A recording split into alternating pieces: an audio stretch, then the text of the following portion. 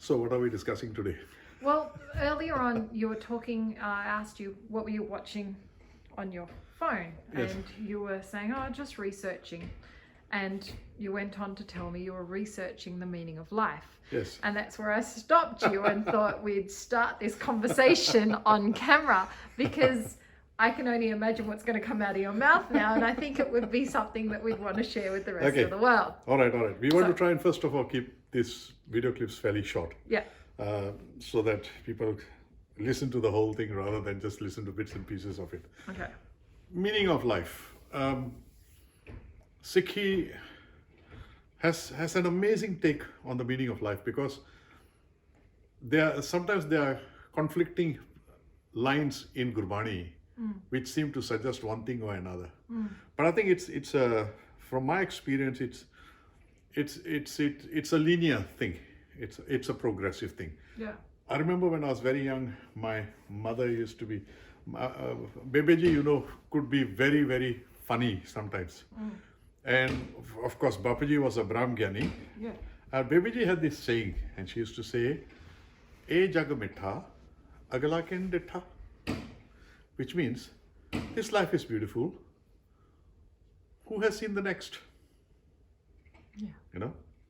Which means make the most of this life. So when we talk in terms of the meaning of life, my experience is that there are three different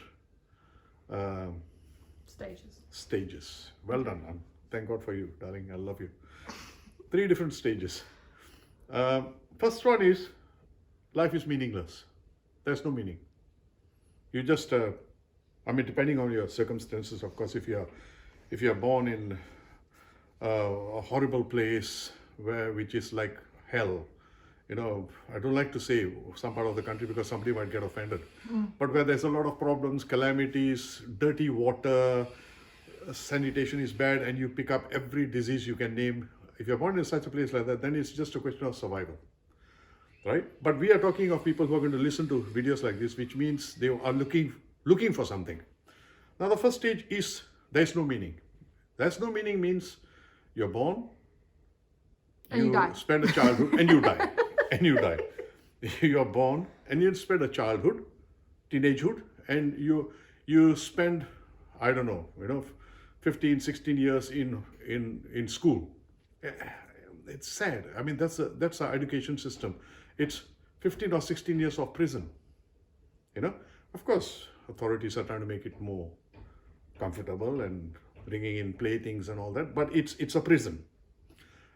Then you go on to study in university, and the ulterior purpose is to be economically useful to a country and also earn money, so that you can have the material trappings of life. Then, being human beings, then we must get married, cause problems upon ourselves more than anything else, but that's part and parcel of being alive. Get a mortgage, and you must have expensive things, because you are looking for that happiness. Because the whole purpose of life becomes, I'm looking for some form of gratification. Then hopefully you got a nice nest egg at the end. You raise your children, you get them educated, they go off to do their own thing, and then you're left alone at the end. Maybe you have a nice nest egg, and then you go into a nice retirement home. Maybe you spend a few years catching fish, and then you pass away. So and a lot of people lead that life. There's no purpose to it. Then, of course, there are those, perhaps, fortunate or unfortunate, whichever way we look at it, that you start looking at the spiritual aspects of life.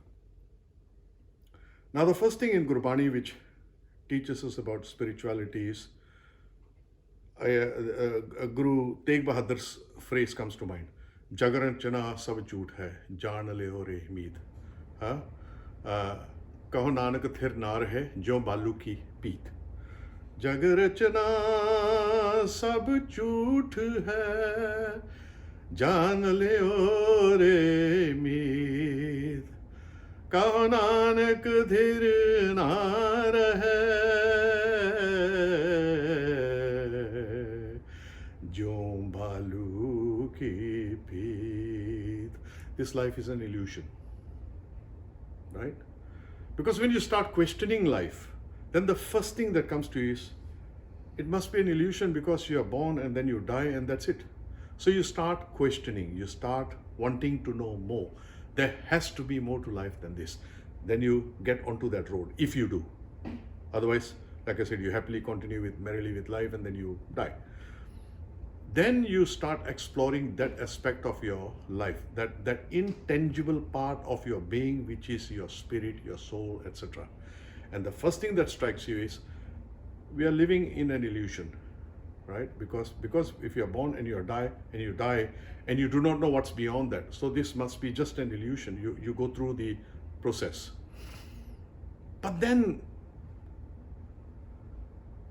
Rehras, Bhai Prapat Manukh Dehuriya, Gobind Milan Kiye Teri Bariya.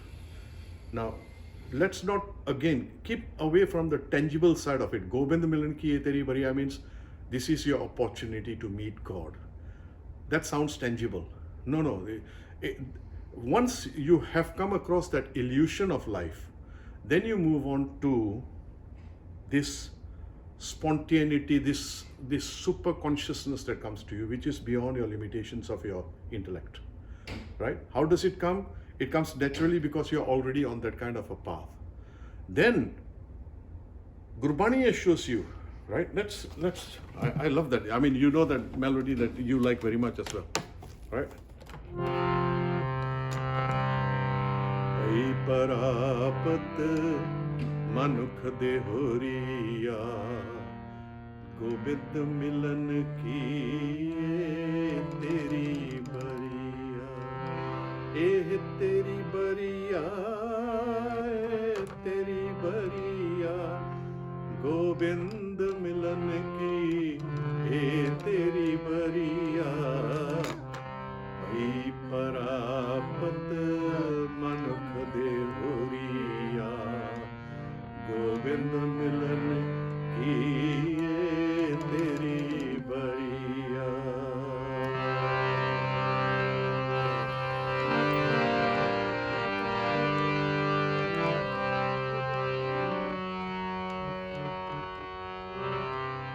अवर काज तेरे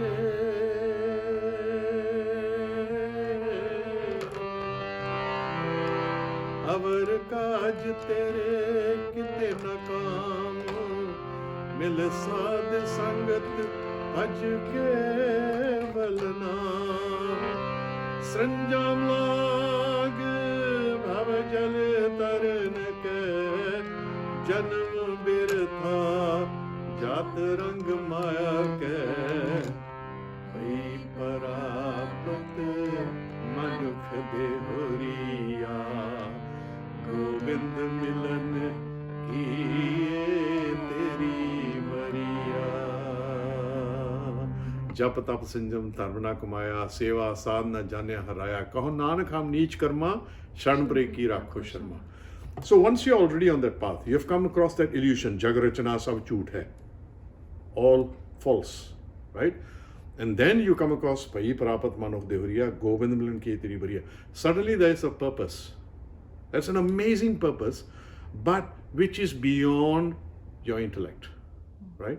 And that consciousness comes through spontaneously through meditation again, so that again and again you are told to step out of the realm of this reality, which Guru Tegh Bahadur says is an illusion, into the truth, what we call the truth, into that whole spectre of that whole realm of Naam, right? Naam, again, as I have mentioned before, I say we use the words like Vaheguru and all that, they are passwords. They are passwords which are the attributes of that source of all reality, into that realm which is Naam, which is the ultimate truth, which is beyond the limitations of our mind. So once you find that kind of a purpose, then suddenly this life becomes much more meaningful. And the only way that can do is if we become prisoners to Shabad. Shabad is our method. Shabad is our guru to move into that realm of Sachakhandava Sayandrankar, Kar Karve Khen Adar Nihal, Japji Sahib. We'll talk about Japji Sahib some other time. But like I said, these are the three stages you reach. First, what is the meaning of life? There's no meaning. Second stage of illusion, you find out that stage of illusion when you come in touch with your mortality. And the third stage is Pai Prapat Mano Devriya, Gobind Milan Ki Teri Bariya. You move beyond that into that realm where you suddenly find so much of significance in life, not from a mental, from a intellectual point of view, but having moved beyond that through your Naam Simran into that realm of Naam, to accept the limitations of this life, that when you're born, you're going to die, to accept the limitations and realize that those limitations are there for you to make the most of this life and pursue the true cause of this life, which Gurbani tells us is to become one with Vaheguru. We do not become one with Vaheguru after death. In Gurbani, we become one with God in this lifetime. Become one with God means to get into that realm of super consciousness, right? One of the younger preachers, I heard him mention that Guru Nanak did not believe in God. Guru Nanak knew God.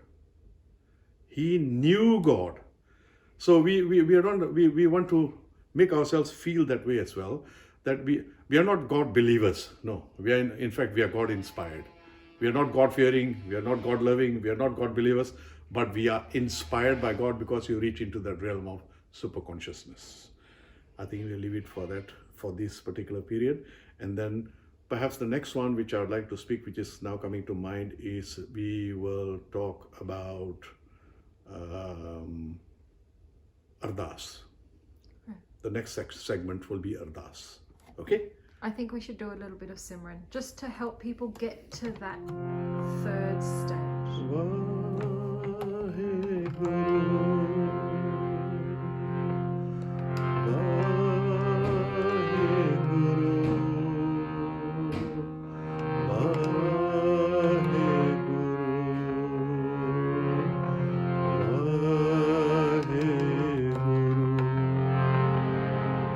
We are using the word Vaheguru as a password to reach into Sachkhand, the realm of truth. So there's a lot to explore, but just using the word Vaheguru, but like knocking on the door of Sachkhand, that we want to go beyond that into that realm of truth.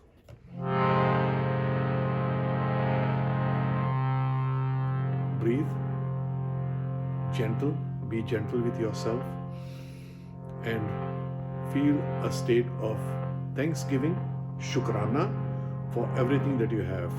I read something from Eckhart Tolle the other day. If the only prayer in your life is to say thank you, that's a very powerful prayer. Just say thank you.